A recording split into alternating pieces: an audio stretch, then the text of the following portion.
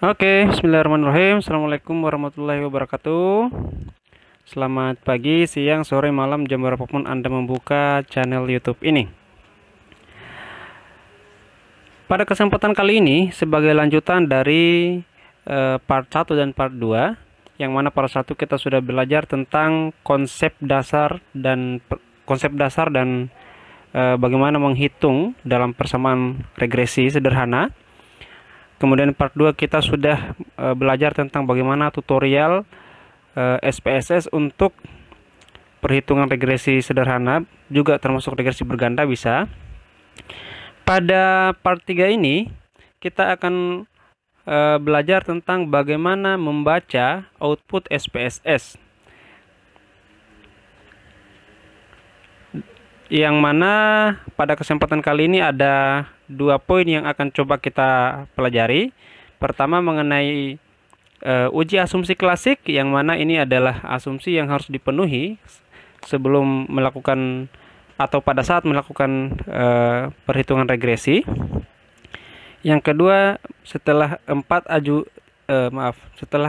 semua asumsi klasik tersebut telah terpenuhi, artinya layak untuk kita masuk kepada tahapan perhitungan regresi, maka berikutnya kita akan lihat seperti apa parameter-parameter dalam regresi linear berganda. Oh iya, bagi teman-teman yang baru bergabung di channel YouTube ini, dengan segala hormat saya mohon keikhlasannya untuk klik like dan subscribe. Mudah-mudahan informasi-informasi keilmuan yang mungkin saja bisa Anda dapatkan melalui channel YouTube ini, melalui video pembelajaran ini, bisa bermanfaat dan bisa menunjang aktivitas perkuliahan Anda, terutama berkaitan dengan tugas akhir. Oke, teman-teman, kita mulai.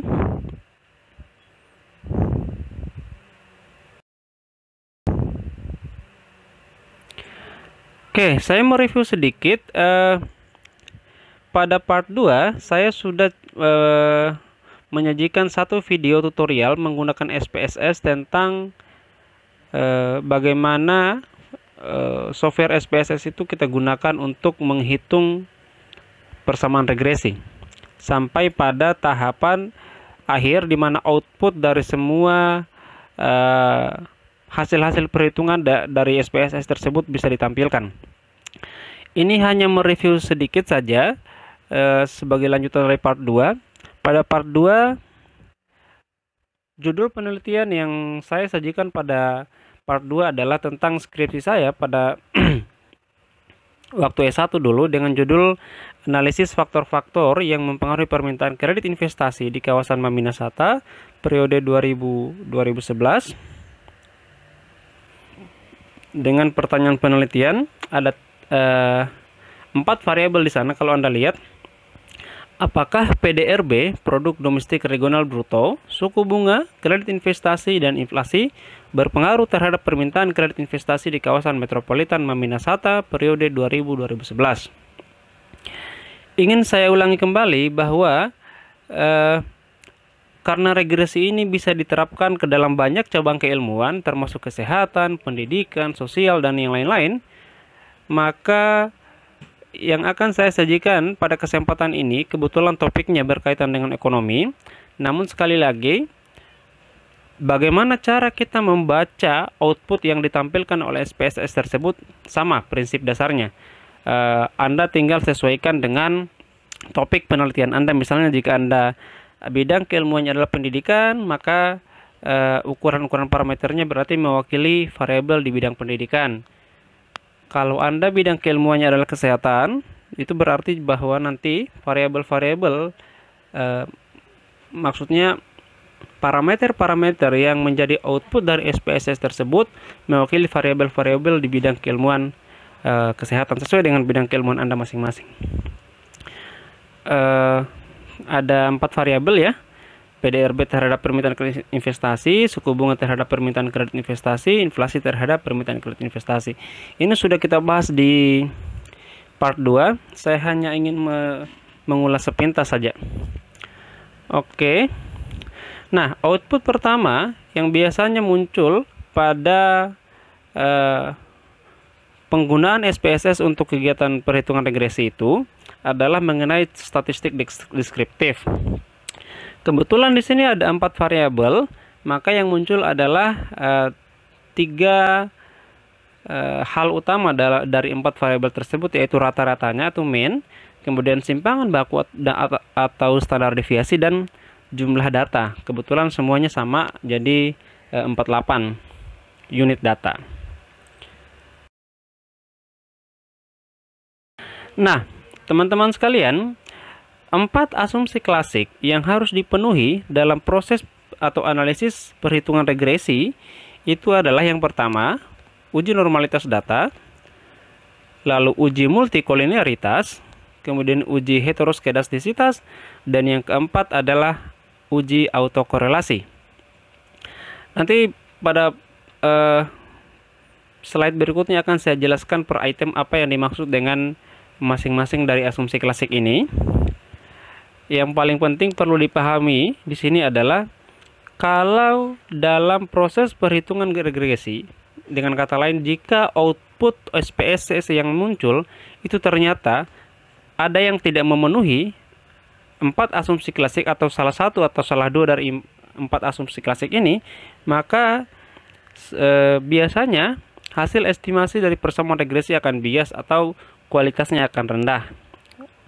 Apa artinya? Jika kita sedang melakukan perhitungan regresi menggunakan software SPSS, maka 4 asumsi klasik ini harus terpenuhi. Setelah terpenuhi, maka berikutnya kita akan menghitung 4 poin juga dalam perhitungan regresi. 1. Uji parsial atau uji T, lalu uji signifikansi simultan atau uji F. Kemudian yang paling penting di sini adalah koefisien korelasi, dan yang terakhir adalah koefisien determinasi. Sama dengan 4 asumsi klasik yang tadi, masing-masing dari perhitungan ini, parsial, simultan, koefisien korelasi, dan koefisien determinasi akan saya jelaskan item per item pada slide berikutnya. Nah, semua poin-poin ini akan coba saya jelaskan berdasarkan output yang ditampilkan oleh SPSS.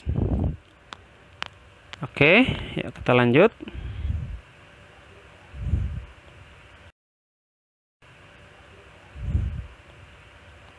Nah, mari kita mulai dengan uji asumsi klasik yang pertama, yaitu uji normalitas data. Apa gunanya? Uji normalitas data ini adalah uji untuk menilai apakah satu set data yang sudah kita masukkan ke dalam software SPSS itu terdistribusi normal atau tidak. Kalau dia tidak normal, besar kemungkinan hasil estimasi yang muncul di dalam software SPSS itu akan bias atau kualitasnya akan rendah. Karena SPSS itu adalah sistem kerja komputer, maka angka apapun yang kita masukkan ke dalam pasti akan keluar outputnya. Namun yang paling penting di sini adalah bagaimana kita menerjemahkan output yang tampil dari SPSS tersebut. Apa indikator dari sebuah data dikatakan normal? Bisa dilihat dari kurva lonceng, di mana distribusi data yang ada dari semua variabel yang sudah kita masukkan ke dalam software, ke dalam data view ya. Kalau Anda masih ingat di tahapan pertama, di part 2, gambarnya akan seperti ini. Distribusi data itu akan secara dominan tersebar di sekitar area 90-95% di bawah kurva normal. Kalau dalam output SPSS Anda mendapatkan hasil yang seperti ini, itu tanda bahwa data, satu set data itu dalam keadaan normal. Mengenai kriteria penentuan uji normalitas data ini, Anda bisa simak di video lain tentang uji normalitas khusus ya. Saya sudah bahas itu di sana. Lalu bagaimana dengan data yang tidak normal? Kira-kira gambarnya seperti ini. Anda perhatikan distribusi datanya itu tidak imbang dan kurva loncengnya itu tidak persis berada di tengah-tengah. Agak menceng ke arah kiri kita. Kalau Anda mendapatkan data yang seperti ini, itu tanda bahwa data Anda tidak normal. Kalau data tidak normal, maka sangat dianjurkan agar kita tidak melanjutkan analisis regresi dan harus mengoreksi data terlebih dahulu, memastikan data-data tersebut sudah terdistribusi normal.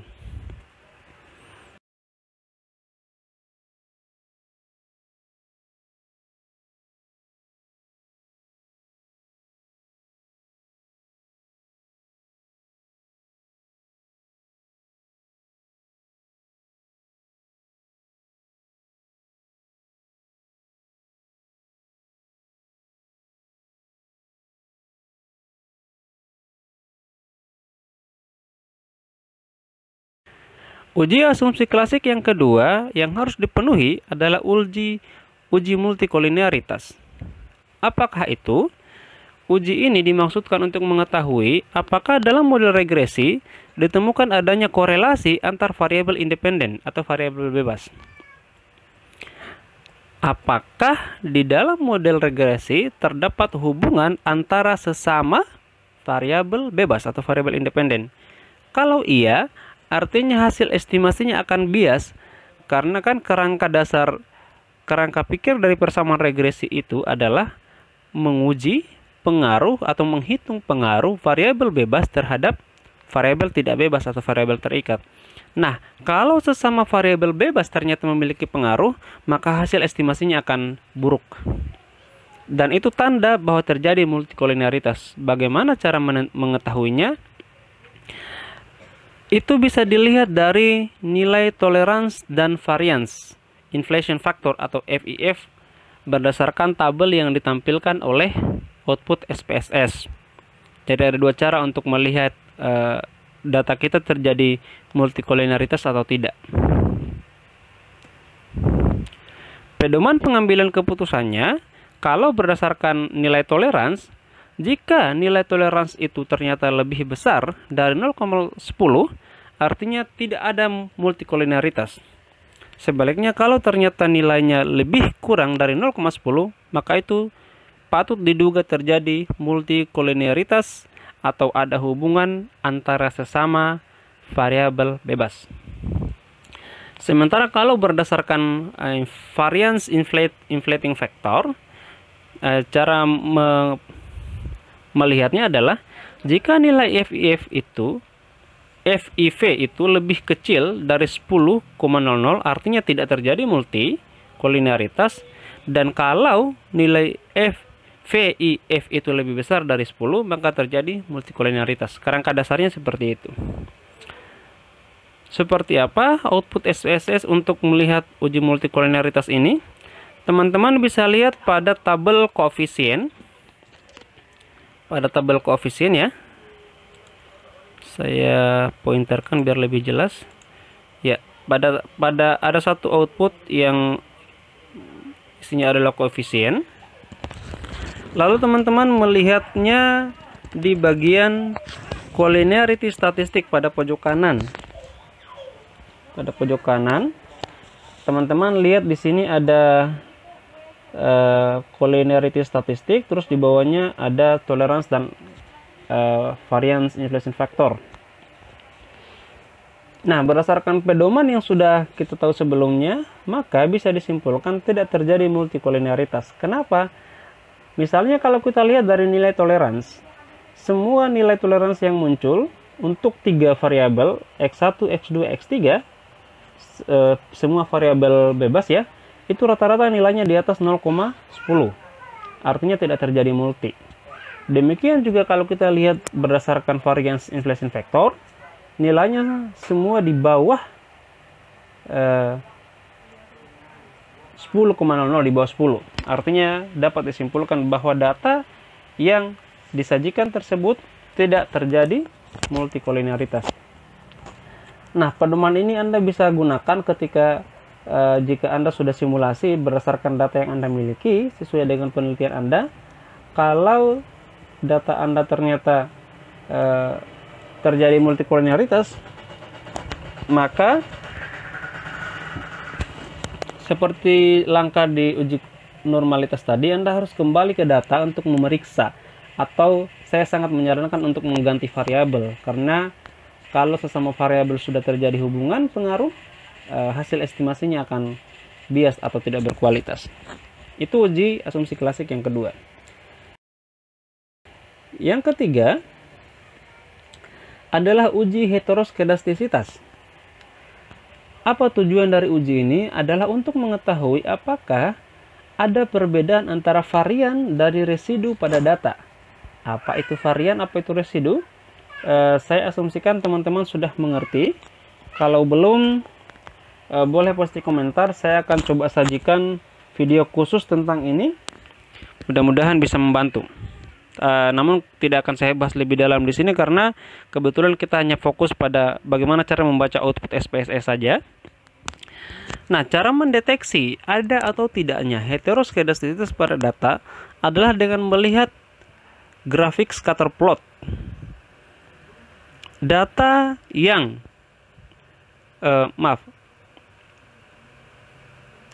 untuk jenis data yang tidak terjadi heteroskedastisitas seperti ini. Anda perhatikan titik-titik di sepanjang ini, sepanjang garis diagonal ini. Kalau dia berada di sekitar garis diagonal, itu artinya datanya aman, tidak terjadi heteroskedastisitas atau variannya tidak berbeda. Kalau Anda menemukan yang seperti ini, wah, itu terjadi heteroskedastisitas. Anda perhatikan polanya. Dia berkumpul di beberapa titik dan tidak menyebar sepanjang garis diagonal. Kalau Anda menemukan yang seperti itu, jelas bahwa data tersebut terjadi heteroskedastisitas. Dalam persamaan tersebut terjadi heteroskedastisitas. Oke, itu untuk yang ketiga. Yang keempat adalah uji autokorelasi. Apa tujuan dari uji ini? Adalah untuk mengetahui apakah ada keterkaitan antara variabel independen dalam satu kurun waktu. Kalau tadi di bagian multikolinearitas kita melihat adanya hubungan antar sesama variabel bebas.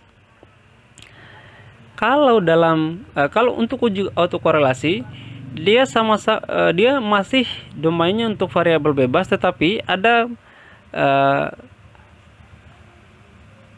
syarat time seriesnya. Artinya uji autokorelasi ini sangat lazim digunakan untuk data yang sifatnya time series atau rentang waktu, runtut waktu tertentu.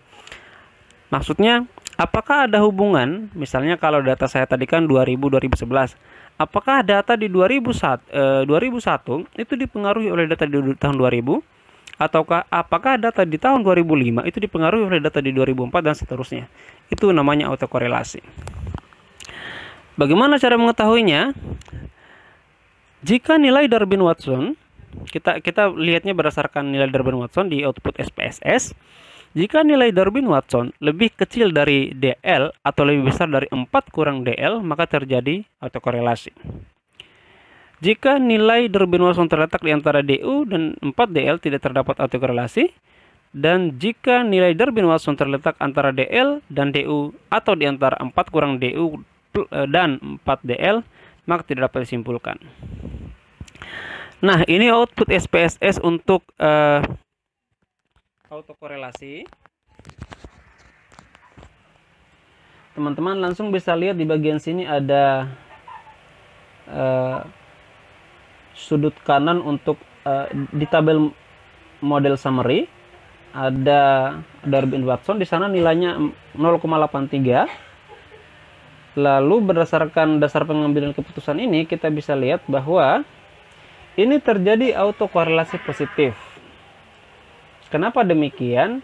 Karena nilai Darwin-Watson kita adalah 0,083, itu lebih kecil daripada nilai DL untuk alfa 0,05 atau 5%.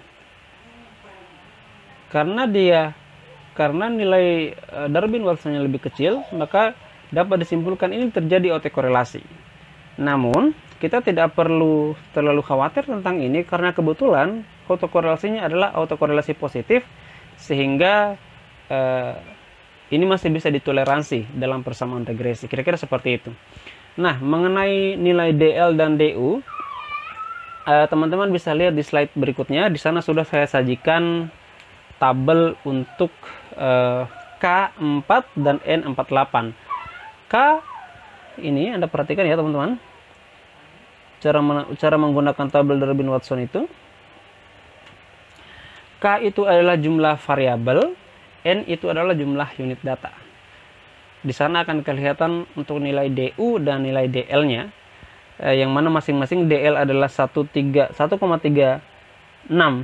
dan DU 1,7206. Ada di slide berikutnya. Ini dia. Oke. Tadi kan nilai Durbin-Watsonnya lebih kecil dari DL dan DU. Artinya bisa disimpulkan kembali terjadi autokorelasi, tapi tidak perlu terlalu khawatir karena autokorelasinya adalah autokorelasi positif, jadi masih bisa ditoleransi. Oke, itu 4 uji asumsi klasik yang harus dipenuhi di dalam persamaan regresi. Sekali lagi, jika pada output SPSS Anda setelah data tersebut diolah dengan mesin SPSS namun tidak dipenuhi 4 uji asumsi klasik tersebut, maka saya sangat sarankan jangan lanjut ke tahap berikutnya. Sebaiknya kembali ke data, kembali ke variabel untuk melakukan langkah-langkah yang dibutuhkan, lalu ngeset ulang data-data tersebut untuk dimasukkan ke data view SPSS dan diolah kembali. Oke. Kebetulan untuk data saya ini alhamdulillah tidak terjadi 4 dari uji asumsi klasik terpenuhi sehingga bisa dilanjutkan. Hanya ada satu tadi masalah autokorelasi tapi positif, sehingga bisa ditoleransi dari 4 uji asumsi klasik yang harus dipenuhi. Oke, karena sudah terpenuhi, kita sudah bisa lanjut ke uji signifikansi parsial atau uji T. Apakah uji T itu? Uji T ini dilakukan untuk menguji apakah ada pengaruh dari setiap variabel bebas terhadap variabel terikat. Namun, ini adalah jenis uji yang sifatnya masing-masing. Kenapa disebut parsial? Karena uji ini dilakukan untuk melihat atau mengukur apakah X1 berpengaruh terhadap Y secara sendiri, apakah X2 berpengaruh terhadap Y secara sendiri, dan seterusnya, dan X3. Itu yang disebut dengan uji signifikansi parsial. Ini adalah lawan dari uji signifikansi simultan, uji F. Nanti kita akan lihat pada slide berikutnya. Nah, cara menentukan apakah ada pengaruh dari setiap variabel bebas terhadap variabel independen, apakah ada pengaruh dari setiap variabel bebas terhadap variabel terikat, yaitu dengan melihat T hitung dan T tabel. T hitung adalah output dari SPSS, sementara T tabel adalah nilai distribusi T yang ada pada tabel uji T. Ini adalah tabel dari tabel dari output SPSS untuk T. Teman-teman perhatikan di area sini. Di sana sudah ada nilai T tabelnya. Tugas kita untuk melihat uji signifikansi ini adalah tinggal membandingkan apakah nilai T tabel ini nilai T hitung dari output SPSS ini lebih besar dari T tabel.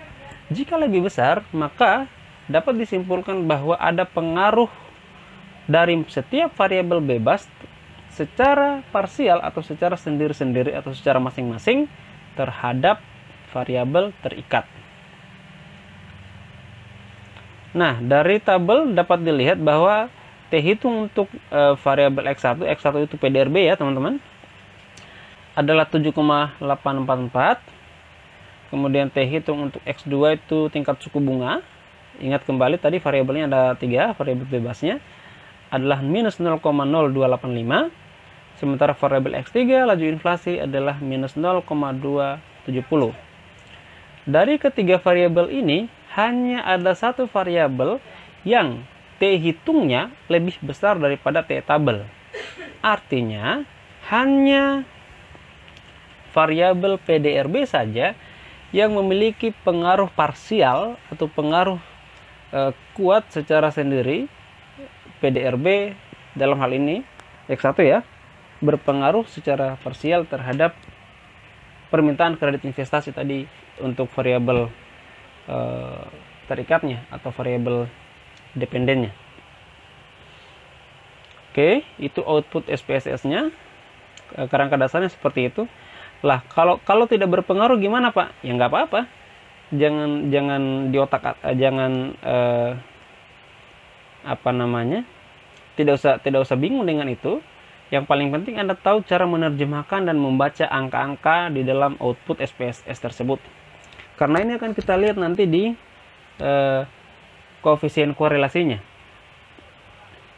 Untuk tahapan ini kita cukup tahu saja bahwa dari 3 variabel independen, PDRB, tingkat suku bunga, dan laju inflasi, hanya variabel PDRB atau X1 yang memiliki pengaruh kuat secara parsial terhadap variabel Y, yaitu permintaan kredit investasi. Oke. Nah, untuk nilai distribusi tabel bisa dilihat di slide berikutnya, sudah saya siapkan. Ini ya, teman-teman. Nilai T itu gimana sih menentukannya? Tadi kan N kita ada 48. Oke. Sementara nilai signifikasinya adalah 0,05 uji satu sisi. Maka tinggal dilihat. Nah, N-nya adalah 48 dan alfanya itu. Kira-kira tidak jauh dari situ. Oke.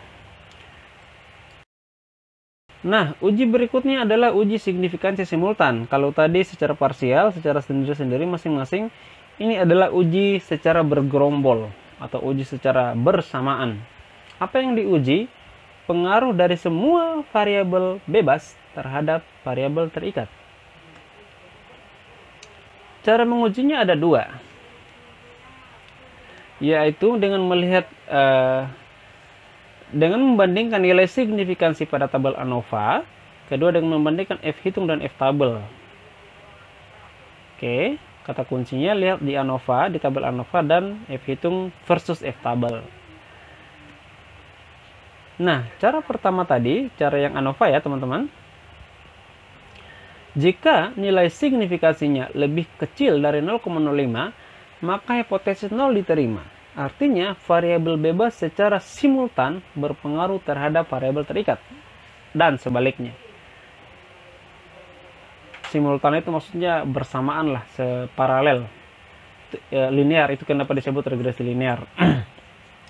Sementara cara kedua adalah dengan melihat F hitung versus F tabel. Jika F hitung di dalam F hitung output yang dihasilkan oleh SPSS tersebut lebih besar dari F tabel, maka sama kesimpulannya, ada pengaruh simultan dari semua variabel bebas terhadap variabel terikat. Dan hasil SPSS menunjukkan, sebelum ke sana, kita perlu lihat dulu derajat bebasnya. Cara menentukan derajat bebas untuk N1 penyebut itu adalah K kurang 1. K itu adalah jumlah variabel, ada 4. 4 kurang 1 sama dengan 3, sehingga N1-nya adalah 3. Kemudian degree of freedom untuk N2, N kurang K, N itu jumlah data, K jumlah variabel, berarti 48 kurang 4 sama dengan 4. Sama dengan 44. Oke, inilah output ANOVA-nya. Kita mulai dari cara yang pertama. Tadi kan kita harus lihat nilai signifikansinya. Ini, teman-teman, kata sig. Dari nilai signifikansi ini, kelihatan bahwa dia lebih kecil dari 0,05. Artinya apa? Ada pengaruh secara simultan dari semua variabel bebas secara bersamaan terhadap variabel terikat. Demikian juga untuk uji F, Anda lihat ya, nilai F hitungnya adalah 21,373. Ini kita akan bandingkan dengan F tabel. F tabelnya itu kebetulan kecil sekali, cuma 2,82. Ini juga sudah saya sajikan di slide berikutnya. Oke, mudah-mudahan bisa dimengerti uji signifikansi simultan ya, uji F teman-teman. Sederhana saja kok. Anda tinggal ikuti, pilih mau pakai cara pertama atau cara kedua, tapi prinsipnya sama. Nah, yuk kita lihat nilai tabel F untuk N13 dan N244. Ini dia tabel F. N13, N244, maka diperolehlah nilai F tabel 2,82. Sangat jauh dari F hitung tadi ya. F hitung tadi ada berapa tuh? Lewat. F hitung tadi. Nah ini. 21,373. Ini dia tabel F. N13, N244, maka diperolehlah nilai F tabel 2,82. Sangat jauh dari F hitung tadi ya. F hitung tadi ada berapa tuh? Lewat. F hitung tadi. Nah ini. 21,373. Sehingga bisa disimpulkan ada pengaruh simultan dari semua variabel bebas terhadap variabel terikat. Oke. Langkah berikutnya, kita sudah bisa melakukan perhitungan koefisien korelasi. Apa yang dimaksud dengan koefisien korelasi? Koefisien korelasi menunjukkan kekuatan hubungan linear dan arah hubungan variabel bebas terhadap variabel terikat. Saya ulangi, nilai koefisien korelasi itu menunjukkan kekuatan dari hubungan linear dan arah hubungan dari variabel bebas terhadap variabel terikat. Jika nilai koefisien korelasi tersebut positif, maka bisa disimpulkan bahwa kedua variabel tersebut memiliki hubungan satu arah. Apa yang dimaksud satu arah? Jika X1 terjadi peningkatan, maka Y akan juga mengalami peningkatan, dan sebaliknya. Itu yang disebut dengan satu arah. Besaran nilai koefisien korelasi dilihat dari nilai beta dari output SPSS. Ini dia, sudah saya siapkan. Teman-teman tinggal melihat bagian yang ini. Fokus saja ke kotak yang ini ya, untuk tahapan koefisien korelasinya. Oke. Dari data bisa kita lihat bahwa nilai koefisien korelasi untuk X1 atau variabel PDRB adalah sebesar 1,628. Koefisien korelasi untuk variabel tingkat suku bunga adalah minus 0,052. Tadi kita sudah tahu ini tidak signifikan ya, tidak pengaruh. Kemudian koefisien korelasi untuk variabel tingkat suku bunga adalah minus 0,017. Ini juga sama. Kita sudah uji tadi di uji signifikansi parsial ya, uji T, juga tidak ada pengaruh atau tidak signifikan. Yang berpengaruh paling besar terhadap perubahan-perubahan pada variabel Y hanya satu, yaitu PDRB di dalam persamaan regresi ini. Nah, setelah kita temukan nilai koefisien atau nilai beta dari setiap variabel bebas, maka bisa dibuat persamaan regresinya seperti itu.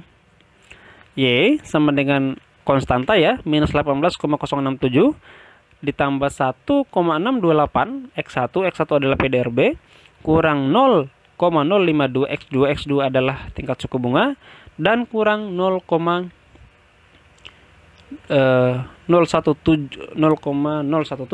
X3 adalah laju inflasi, plus E itu nilai residu. Ada satu catatan penting teman-teman yang harus dipahami benar untuk koefisien korelasi ini adalah di nilai yang ditunjukkan oleh koefisien korelasi ini punya implikasi teoritis yang serius. Kenapa? Karena pada video-video yang lain sudah coba saya jelaskan bahwasannya hipotesis itu dibentuk berdasarkan kerangka teori yang ada. Di samping juga dukungan dari penelitian-penelitian terdahulu yang relevan, yang topiknya sama. Kalau ternyata setelah dibuktikan dengan perhitungan statistik menggunakan software SPSS, ada pola hubungan antara satu variabel dengan variabel lain yang bertentangan atau berbeda dengan teori, berbeda dengan hipotesis, berbeda dengan hasil penelitian terdahulu, maka menurut saya ini adalah kejutan yang harus diapresiasi dan perlu pengembangan lebih lanjut.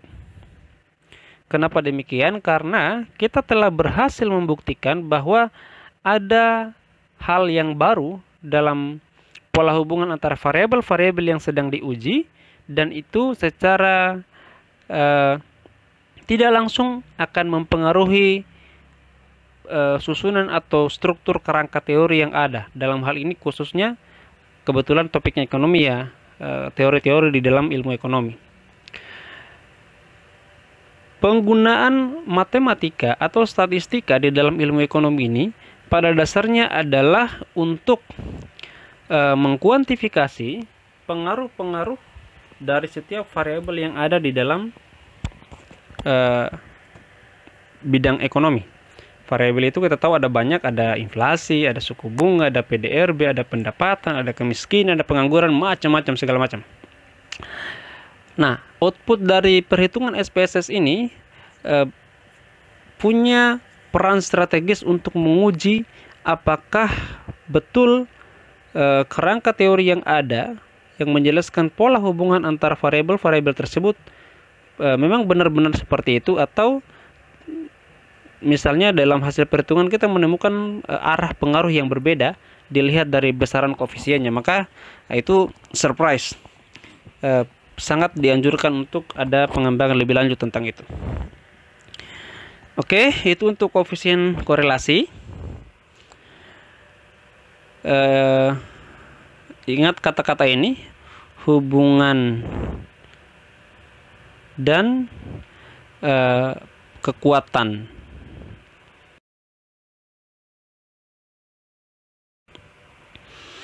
Yang terakhir adalah koefisien determinasi. Apa itu koefisien determinasi?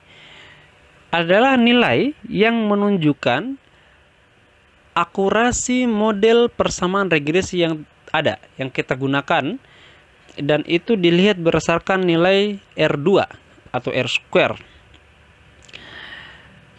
Yang dimaksud dengan koefisien determinasi itu sederhananya adalah seberapa mampu perubahan-perubahan yang terjadi pada variabel terikat atau variabel dependen itu mampu dijelaskan oleh variabel-variabel bebas yang ada di dalam persamaan regresi, yang ada di dalam rumus.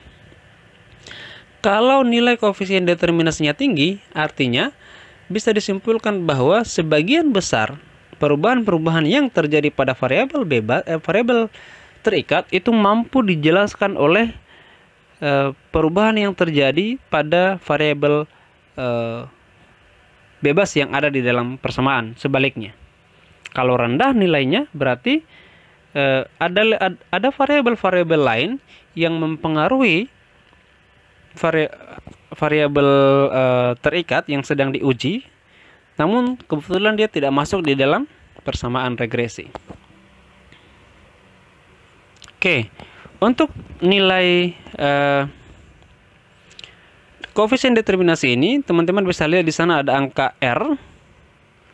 Saya sudah siapkan blockingnya biar mudah disimak. Dari tabel dapat dilihat bahwa nilai R itu, ini tabel ini sekali lagi adalah output SPSS ya teman-teman. Bisa dilihat bahwa nilai R-nya adalah 0,770. Artinya perubahan-perubahan pada variabel Y, dalam hal ini adalah variabel saya, yaitu adalah permintaan kredit investasi. Anda bisa kondisikan ya dengan penelitian, dengan topik Anda, dengan nama variabel Anda ketika Anda melakukan penelitian. Itu dapat dijelaskan oleh perubahan-perubahan pada variabel X, pada variabel bebas X1, X2, X3 sebesar 77%. Itu yang dimaksud dengan determinasi. Sisanya 23% dapat perubahan pada variabel Y itu dipengaruhi oleh variabel lain yang tidak ada di dalam model selain X1, X2, X3, selain PDRB, tingkat suku bunga, dan laju inflasi. Mungkin ada variabel-variabel lain yang juga ikut mempengaruhi Y, namun kebetulan dia tidak masuk di dalam model persamaan. Yang lazim digunakan itu bukan nilai R, tapi R square. Dalam hal ini kalau kita lihat output SPSS-nya adalah 0,593, artinya 59,3% perubahan pada variabel terikat, variabel Y, dapat dijelaskan oleh perubahan-perubahan pada variabel bebas X1, X2, X3. Sisanya 40,7% dipengaruhi oleh variabel lain yang tidak terdapat di dalam model. Artinya kalau kita menggunakan angka koefisien determinasi R square, berarti hanya ya plus minus separuhnya lah. Perubahan-perubahan pada variabel Y itu mampu dijelaskan oleh 3 variabel X yang ada di dalam model. Sisanya tidak ada di dalam model, yaitu sebesar 40,7%. Bisa variabel macam-macam. Itu yang dimaksud dengan koefisien determinasi. Jadi persentase yang menunjukkan besaran daya menerangkan dari pengaruh variabel bebas terhadap variabel terikat. Oke, mudah-mudahan bisa dimengerti teman-teman. Ya, saya kira cukup lah untuk determinasi. Yang paling penting tadi itu besaran koefisien korelasinya, karena di sana hal yang paling krusial dari persamaan regresi ini. Oke, cukup sekian teman-teman. Mudah-mudahan materi kuliah online pada kesempatan kali ini berguna buat Anda, dapat menunjang perkuliahan Anda, tugas akhir Anda, skripsi Anda.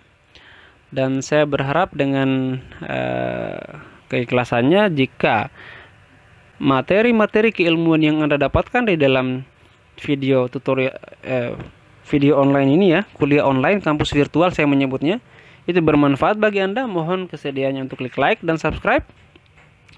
Kalau ada hal-hal yang kurang berkenan, saya mohon maaf.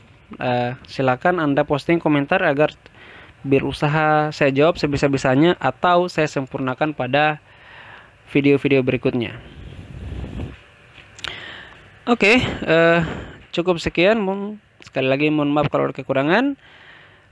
Semoga materi yang saya sajikan dalam video ini bermanfaat buat Anda, dapat menunjang perkuliahan Anda.